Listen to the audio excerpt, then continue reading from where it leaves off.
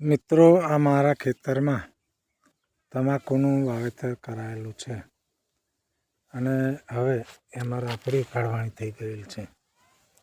તો હું આ ખેતરમાં રાપડી કાઢવા માટે નવો સનેડો લાવ્યો છું. આ સનેડો બાઇક હોન્ડા ડિલક્સ ઉપર બનાવેલી છે અને એનાથી મેં મારા ખેતરમાં આ રાપ વડે આ ખેતરમાં રાપડી કાઢેલી છે. નકામું ખડ કાઢવા માટે આ સરસ એવું સાધન છે.